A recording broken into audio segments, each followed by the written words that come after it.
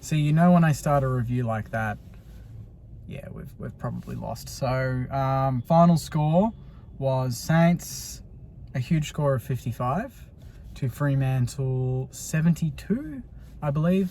17-point loss under the roof in front of 19,000.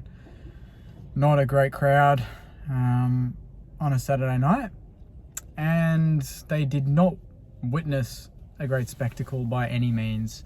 And honestly, I'll be honest, it's just one of those games where I don't even know where to start with reviewing it, because it just feels like a bit of a blur. Like, it was almost so predictable going into this game that you knew that it was going to be low scoring, it was going to be ugly, it was going to be an arm wrestle, and eventually, with a little bit of class that Fremantle have in their lineup, they were going to win. And I really didn't want that to come true, and it did come true. And last week I ranted about the Hawthorn loss. I ranted and kind of complained, and it was justified because you shouldn't be losing games like that. But tonight it kind of just confirmed what I had said last week. The worries that we all have going into games week in, week out. Irrespective of who we're playing, the way we play, the approach to games, the execution, the basic fundamentals that we just do not get right. And the in-game strategy. I'm putting into question this game. For the entire game, Fremantle went from the wing to the middle of the ground where there was no one there but Fremantle players. And because of that, they had an absurd efficiency going inside 50 at I think a whopping 58%, I think it was, to our 33%, a 25% differential. 15 scores for us from 45 entries.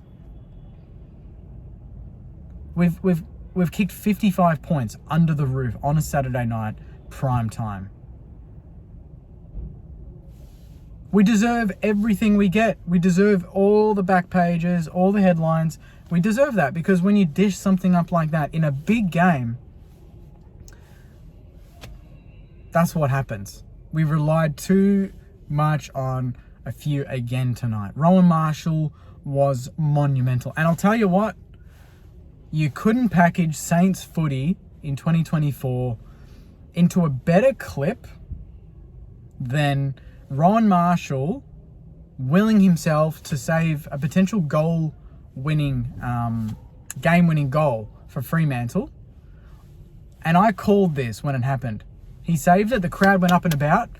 Disappointingly, probably the loudest the crowd was in this game, I'll be honest. It was a quiet game. And to be fair, there weren't that many goals, so what do you expect? But Bonner kicks it back in, and I thought, okay, I said this to Jaden at the game. I was like, oh, okay. I watched Bonner just turn this over and they kick a goal from it anyway. And I kind of just said it because that was just the way the game was going, and I was just in a negative mood.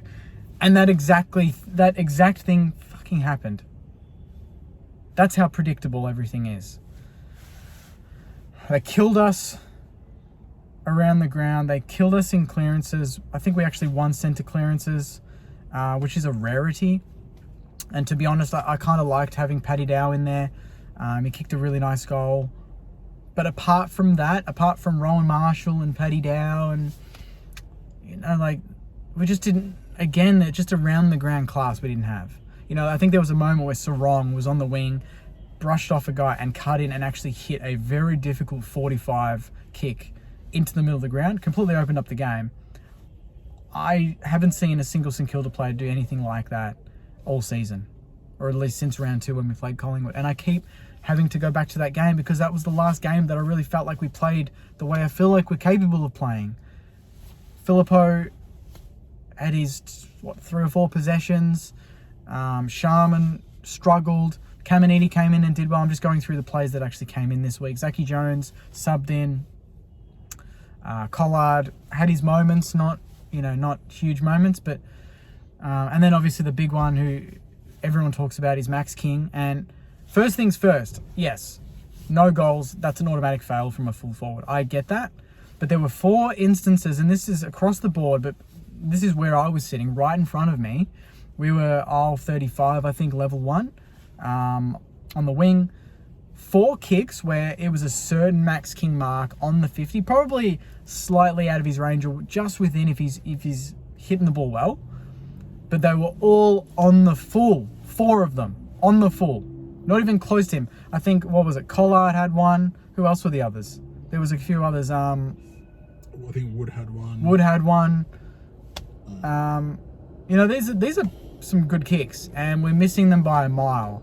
And you just look at King and you're like, he's busted his gut. He's gotten to that space. He's created the distance between the defenders, which is very rare. He's not getting the free kicks. He's been held all day. He's not getting the free kicks. You know he's not getting those easy ones. And then his teammates kick it on the full to him. And you're just like, no wonder, you know, if you're running around and you're getting that delivery, mate, honestly, you know, Machida Owens kicked 3, and I think Caminiti kicked 2. So that's 5 goals from Owens and Caminiti, 5 of our 7 for the game. You tell me that pre-game, and I know we've lost the game. Even though Fremantle don't kick big scores, they attack, and they attacked ferociously. And we played Ben Patton forward, automatically defensive. It just creates sort of a defensive tone throughout the team. And then we're making some silly decisions. There's 2 in particular that stand out to me. I'm not picking on these players in particular, but I just want to give you an example of 2 things that just made me rage internally. And I just don't understand. Bonner, on the there was a passage, I think it might have been the second or third term. He's gotten the ball. There's a good kick down the line. He goes for the 1-2 hands. He gets it back, and then he goes for another handball. And that's to no man's land in the middle of the ground where there's heaps of Fremantle players. They turn it over, go up the other end and get a mark inside 50 because they got about 18 or 19 marks inside 50. We defended that atrociously on the counter. But that's because there's no midfield pressure and no one blocking the middle of the ground. It was wide open all game. The other instance was late in the game. Jack Steele gets the footy, and he handballs it to Rowan Marshall, who's half a metre from him. Rowan Marshall gets tackled, pinned, holding the ball. Now, I think Fremantle scored, I don't know if it was a goal or something off the back of that, but that's just, to me, heartbreaking. You know, as a team, as a supporter base, when you see your captain giving that ball away and not hitting that target when you need your captain to stand up. He's given it to Rowan Marshall, who, to be fair, he's had an amazing season, and yes, you want the ball with him at all costs. But in that situation, it was the wrong decision. And that's just one of many throughout this game that we got wrong. And when Freo got a sniff, which they did late, they finally put on the board. And to be honest, they missed so many chances. This game could have been gone well sooner than it was. You know, we were in the game with 10 minutes to go.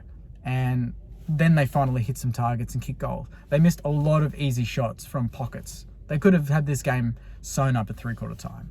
So if we were going to win it, it was going to be because of their inaccuracy and because of our, I guess, persistence to stay in the contest enough to have a sniff to win it.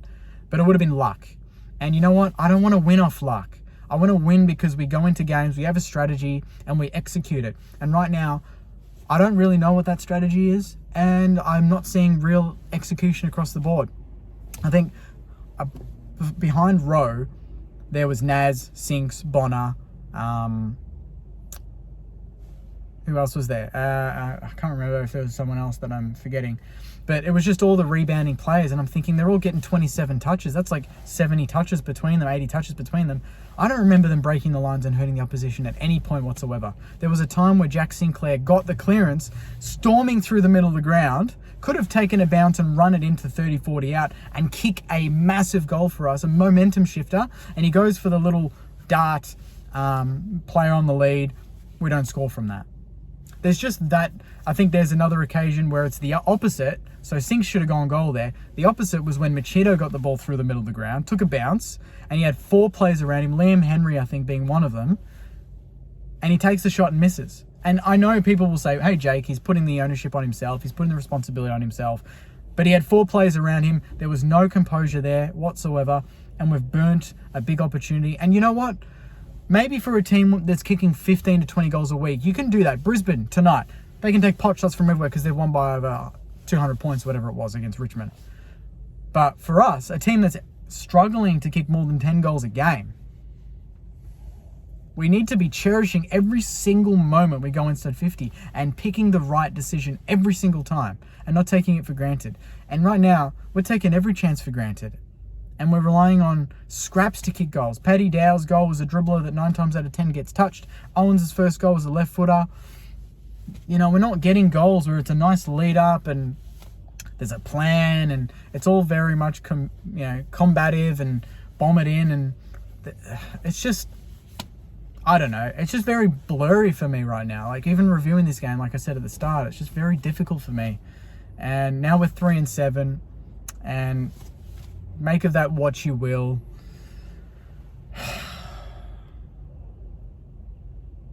It's just, I don't know where to go from here, because we've got Melbourne next week. Who the hell knows how we're going to turn up to that. After that, I think we might have West Coast. We've got Gold Coast. Then after the bye, we've got Brisbane. We've got some hard. For us, every game is a hard game. We can't afford to look at any game and think, yeah, that's a given win. We thought that against Hawthorn, and we were found out. We thought that against Richmond. We almost lost, and we thought that against North. We won, but probably not the most comfortable game. These teams just, with that grunt in the midfield, that spread, with Clark, Sarong, Brayshaw, Fife was in good form. Jackson did his job, even though Rowe probably beat him overall around the ground. They obviously lost Frederick very early, so I'm interested to see what the take is on that with Jimmy Webster. And even Max King slinging in frustration, whether that gets looked at, I'm not too sure. It's just one of those games that, last week I was fired up and really pissed off, and this week I'm just like, fuck, I don't know. Some people predicted last year that we kind of rose too quick and we were due for a drop-off, and that's just natural, and then we'll come back up. I don't believe in that. I just want to see this plan that we have in place every week. And if we kick 15 goals tonight, we lose. So be it. But we're just not a spectacle, and we're not winning games. So if we play ugly football and we're winning, I don't give a shit. But if we're playing ugly football and we're losing, everyone gives a shit, and it just doesn't look good for anyone. And I know the players look really frustrated to me, and I know they want to be kicking more goals, but it's just not. We just don't have that connection between midfield and forward. And the back line, again, it stood tall. We only conceded 71 points. If we're doing that every week, but we're actually decent up forward, we're winning more games than we lose. We just don't know how to kick goals. Like, it's as simple as that. I mean, I don't know how many games we have to go where, that changes. I don't know, but that is it. I honestly don't know what else to say. Am I missing anything, Jaden? My assistant's just here. I'm just Any other points you want to make quickly, just off screen? No. Is the season over? Yep. You think so? Yep. Disgusting. Fuck. On that note, on that really, really happy note, comment your thoughts, Saners. Rant away, I don't care. Put it in. It's just one of those games where, like, when they kick that goal and then people get up and leave, you're just like, oh my God. It's just everything I didn't want this game to be, it happened again. And I actually went into this game with a weird feeling that we would turn it on. And I mean, I felt like we came out in a really attacking way. Like, it didn't. It felt like we came out, we took some marks, we're playing on at all costs, but we weren't putting on the scoreboard. And unless you put on the scoreboard, it's meaningless. So on that note, comment your thoughts, Saners. Obviously, all the other content will be out tomorrow. No reviews, no interviews, sadly. Obviously, because we lost and it was a disappointing game. On to next week against Melbourne, which is going to be a big, big test. So thanks for watching. Thanks for watching my mental breakdown on camera. And I'll see you next week. Anyway, enjoy the rest of the weekend, guys. And as always, go Mighty Saners.